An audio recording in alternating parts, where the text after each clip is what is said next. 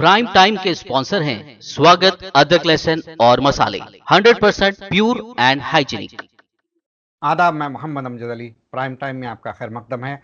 नाज़रीन किराम, आजकल सोशल मीडिया पे एक बहस ज़ेरे दौरान है, उस्मानिया यूनिवर्सिटी का ओरिजिनल लोगो बहाल किया जाए। उस्मानिया यूनिवर्सिटी के लोगो में क्या खुसूसियात हैं, वो लोगो क्यों तब्दील हुआ, किसने तब्दील किया, और फिर क्या इसके पीछे पस मंज़र है, इस ताल्लुक़ से हम गुफ्तगू करेंगे। हमारे साथ मौजूद हैं सीनियर सहाफ़ी व रिसर्च स्कॉलर जनाब सैयद इनामुर रहमान गयूर साहब। गयूर साहब, आपका बीबीएन चैनल पर खैर मकदम है। बेहद शुक्रिया आपका। आदाब अर्ज़ है आपको, आपके नाज़रीन को मेरा सलाम आदाब। जी जी, सबसे पहले मैं ये जानना चाहूँगा कि उस्मानिया यूनिवर्सिटी के ताल्लुक़ से आपके क्या तासुरात हैं?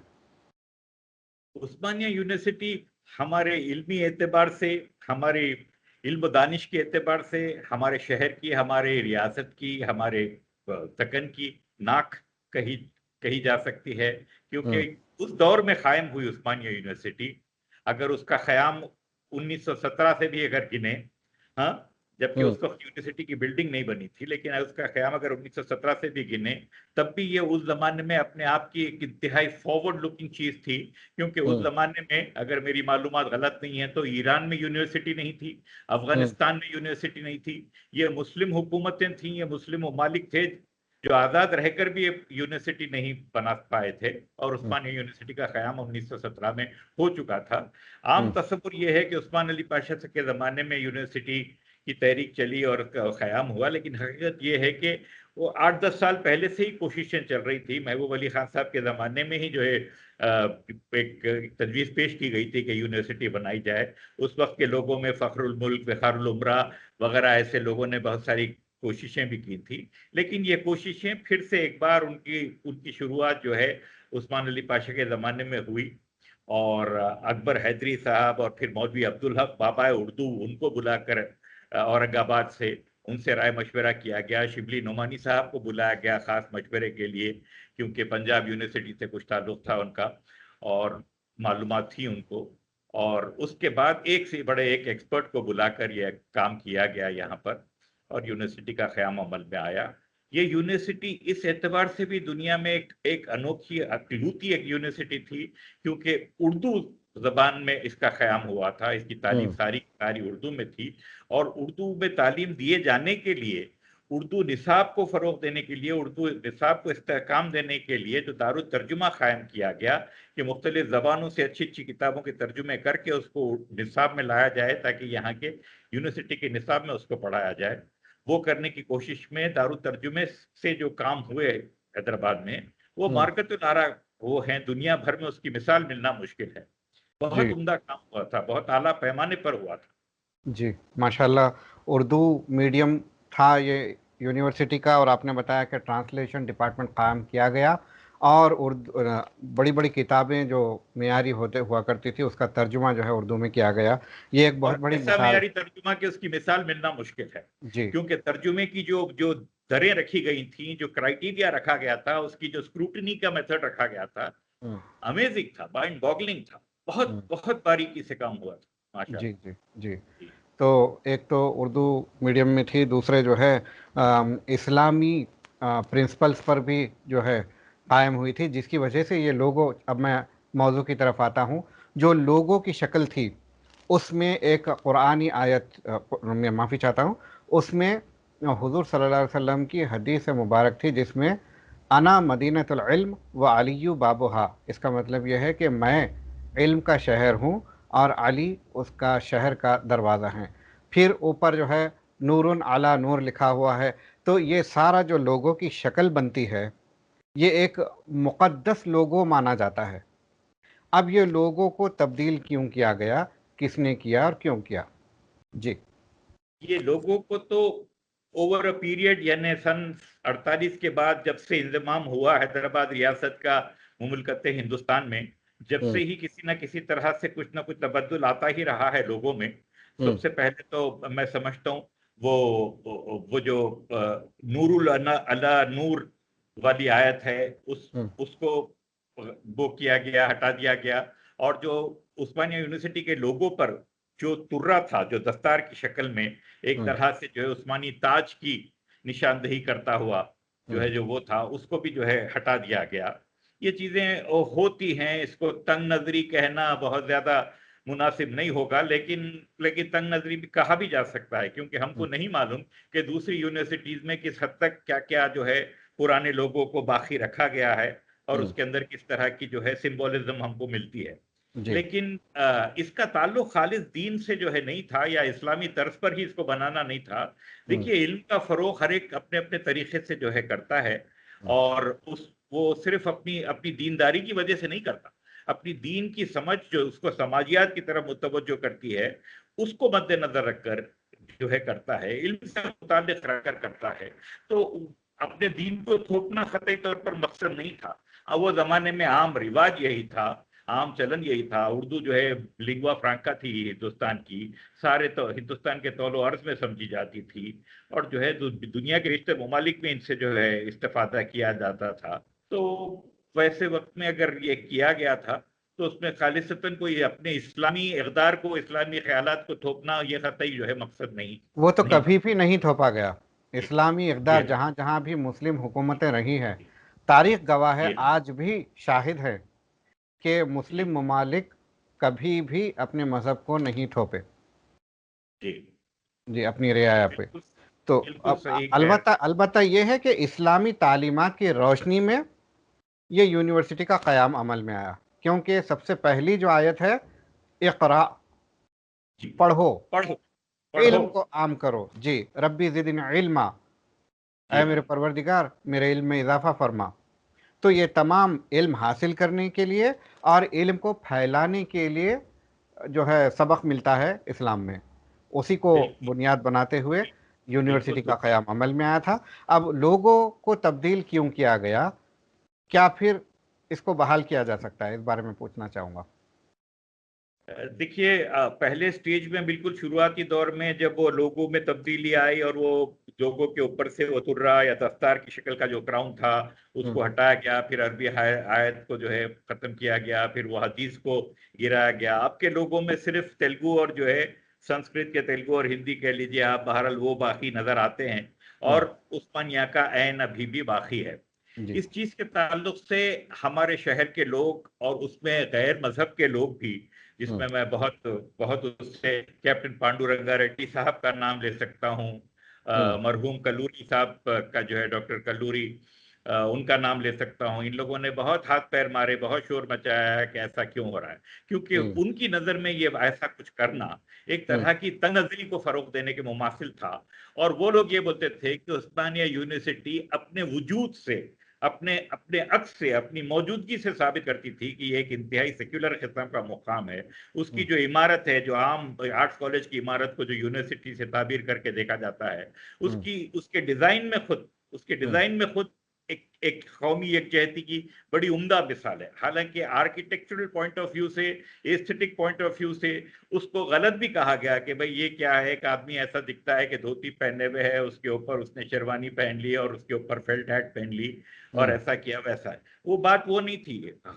हमारे हुक्मरानों को इससे मतलब नहीं था कि एस्थेटिकली भी वो कितना अच्छा दिखे। जी सवाल यह है कि अगर तमाम फिरकाजात के, तमाम हम्म, तबकों की नुमाइंदगी होती है डिजाइन में, तो वो हम्म, हमारे लिए ज्यादा जो है मकसूद था, हम्म, और उसमें कामयाब भी रहे वो। जी तो जी फिर लोगों में जो बाद में जो तब्दीली आई, उस तब्दीली के लिए ये कहना चाहिए कि सबसे पहले तो जो लोग एहतजाज कर रहे हैं उनको ये देखना चाहिए, आरटीआई में ये मालूम करना चाहिए कि ये लोगों की तब्दीली के लिए क्या कोई कोई रेजोल्यूशन पास हुआ, कोई सेनेट की मीटिंग हुई, हम्म, कोई एजेंडा पहले से डिक्लेयर हुआ, उसके तहत ये हुआ क्या, या अचानक एक डिपार्टमेंटल ऑर्डर या यूनिवर्सिटी ऑर्डर या रजिस्ट्रार या वाइस चांसलर किसके ऑर्डर से अचानक ऐसी तब्दीली हो गई और किसी को पता नहीं चला। अगर वैसा हुआ है, वो ज़ाब्तों की तकमील नहीं हुई है, हम्म, तो जो है वो उसको चैलेंज करके किया जा सकता है, कोर्ट को अप्रोच कर सकते हैं। और ये बात बड़ी अच्छी रहेगी कि अगर कोर्ट से इसका कोई फैसला आए, तो कम से कम अगर तब्दीली नहीं भी हुई तो ये बात तो होगी कि काम करने का जो नहज है उसको छोड़ना नहीं चाहिए, हम्म, खुसूसन किसी जामिया के मुंतजिमिया को, हम्म, जामिया के इंतजामिया को ऐसा चल जो जो जो फिक्स पैटर्न्स है उनसे हटकर काम नहीं करना चाहिए, जैसे जी बोर्ड की मीटिंग वगैरह। जी। जी हाँ। कोई भी तो इदारे के लिए उसका लोगो कितना अहम होता है? ये बाज लोग उसको बेइंतहा अजीज मानेंगे।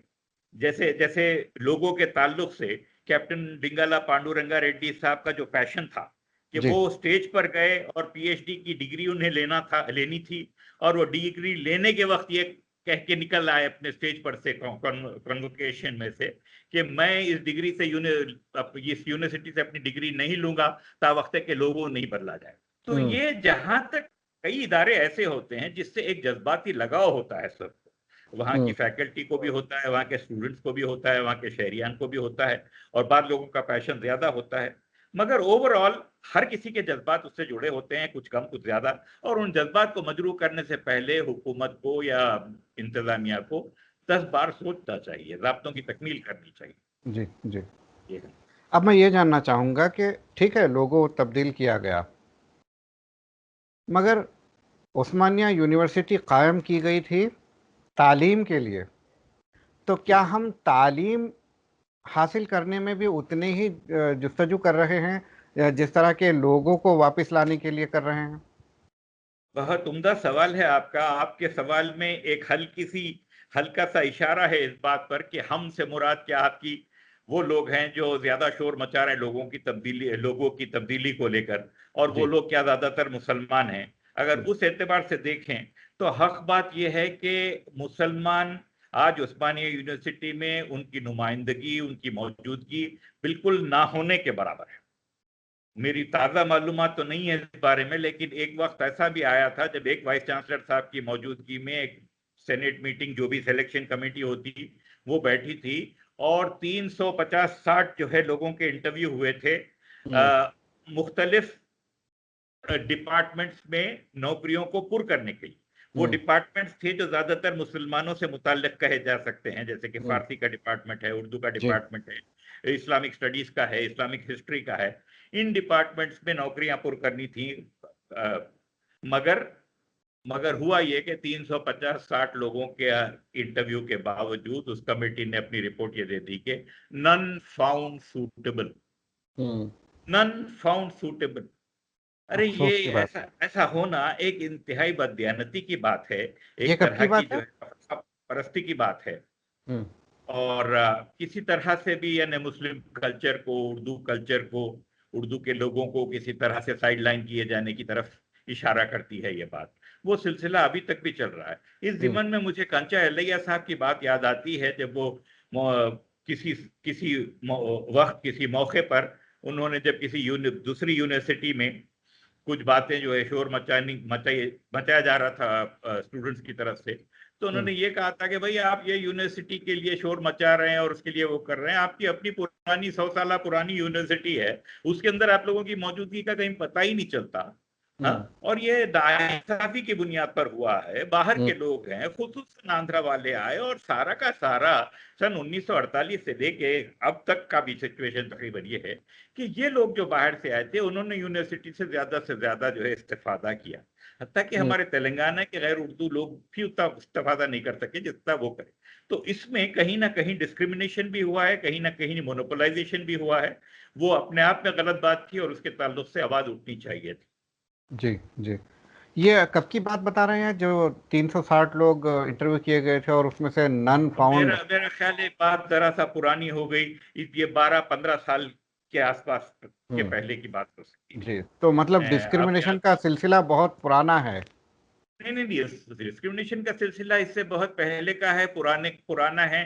डिस्क्रिमिनेशन यहीं से साबित हो जाता है कि जो है पुलिस एक्शन हुआ, हैदराबाद का इंजमाम हुआ, और हम्म हैदराबाद का इंजमाम होने के बाद वाली हैदराबाद को आपने राज प्रमुख का ओहदा दिया, और उसको अपना इस रियासत का हैदराबाद स्टेट जो थी रियासत के बाद हैदराबाद स्टेट जो बना, आप उसको उसका राज प्रमुख बनाए। बनाने के बाद आप उसी की दस्तार को, उसी के सिंबल को आप उस्मानिया यूनिवर्सिटी के लोगों में से गायब कर देते हैं। उसके हम्म फरमान से जारी की हुई यूनिवर्सिटी और उसके लोग बने हुए लोगों में आप खामखा का फेर बदल करते हैं। वो हम्म फेर बदल, वो सारी कुछ चीज वैसे सिंबॉलिक है, जिमनी है, हम्म सब्सिडियरी है। मगर असल चीज तो ये हुई कि ओवरनाइट अचानक एक उससे जो है उस्मानिया यूनिवर्सिटी का मीडियम ऑफ इंस्ट्रक्शन हम्म, उर्दू से इंग्लिश कर दिया गया।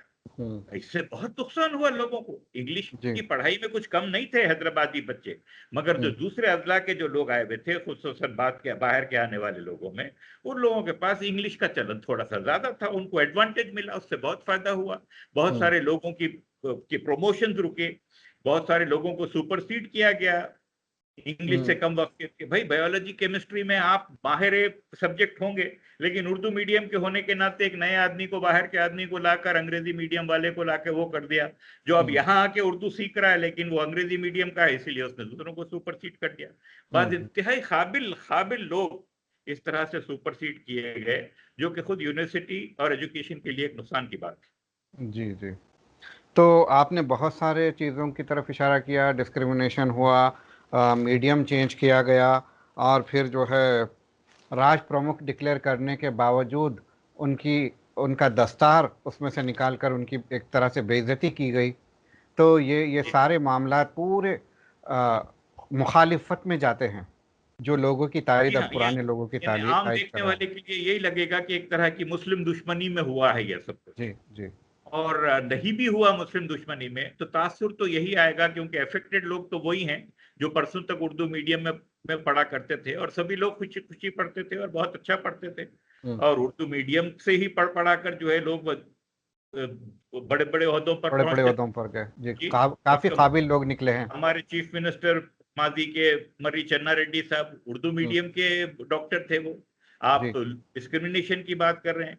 बड़े तामझाम से हैदराबाद उस्मानिया यूनिवर्सिटी के तहत उस्मानिया मेडिकल कॉलेज कायम किया गया, हम्म, और वो उस्मानिया मेडिकल कॉलेज को अचानक फिर एक दिन जो है वो Kakatiya university of medical sciences से एफिलिएट कर दिया गया, उस्मानिया से जो है डिटैच कर लिया गया उसको। हम्म, तो इस तरह की छोटी बड़ी बहुत सारी चीजें हैं जो गौर करके देखो तो ऐसा लगता है कि भाई ये तंग नजरी पर पर मुश्तमिल है। जी, जी, अब दानिस्ता तौर पर जो है हाकिम वक्त जो जिसको आप चीफ मिनिस्टर कहेंगे, वो खुद उसके अंदर उस अपनी मर्जी से मुलव्वस है नहीं है, उससे खते नजर दूसरे लोग कुछ काम कर जाते हैं, और जो है हाकिम वक्त उस पर तवज्जो नहीं देता, और एक चीज हो जाती है, और बहुत सारा लोगों के दिल में रंजो गम भर जाता है कि भाई ये ऐसी कैसी जो है तफरका परस्ती है ये। जी, जी। अब ये सारे मनफी तब्दीलियां जो आ चुकी हैं, इसको रिवर्स कैसे किया जा सकता है? हमारी क्या जिम्मेदारी बनती है?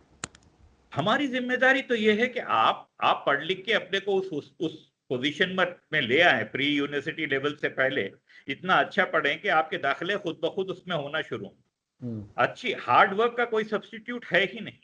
जी, और हार्ड वर्क के लिए जिस तरह की आपको तैयारी करनी है, आप आईएएस आईपीएस के लिए अगर तैयारी कर सकते तो आप यूनिवर्सिटी में दाखिले के लिए भी जो है तैयारी करना, वैसी ही तैयारी करना। आप यूनिवर्सिटी के दाखिले के लिए अच्छी तैयारी किए हुए हों तो आईएएस आईपीएस में आपकी तैयारी उतनी ज्यादा जरूरी नहीं रह जाती, आप हम्म, खुद ब खुद काबिल बने हुए रहते हैं ग्रेजुएशन कर बिल्कुल, चुकने के बाद। बिल्कुल, बहुत खूब कहा तो आपने। हमारी हमारी तैयारी जो है सबसे पहले तो इल्मी रास्ते से ही होनी चाहिए, हम्म, और इल्मी रास्ते पर हमको बड़ी तेज दौड़ लगानी है, और बड़े लंबी जो है दौड़ लगानी है, मेहनत करनी।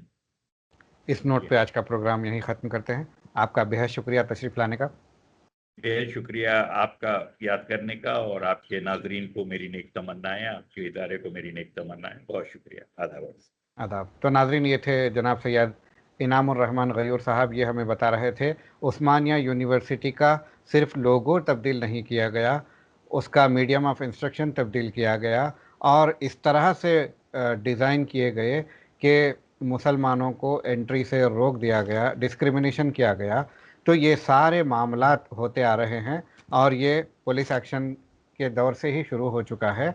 अब ये सारे जो मनफी तब्दीलियाँ आ चुकी हैं, इसको रिवर्स करने के लिए तालीम के ज़रिए ही ये मुमकिन है। आप school level, pre school level, school level और प्री कॉलेज लेवल में अगर आप तैयारी अच्छी करेंगे तो उस्मानिया यूनिवर्सिटी में दाखिले होंगे। ज़्यादा से ज़्यादा आपके दाखिले होंगे तो आप बड़े से बड़े ओहदे पर पहुंच सकेंगे, और फिर ये सारी मनफी तब्दीलियां हैं, इसको रिवर्स करने में कामयाब हो सकेंगे। इस बात के साथ आज प्रोग्राम को यहीं ख़त्म करते हैं। अगले एपिसोड तक के लिए हमें दीजिए इजाज़त। शब बख़ैर।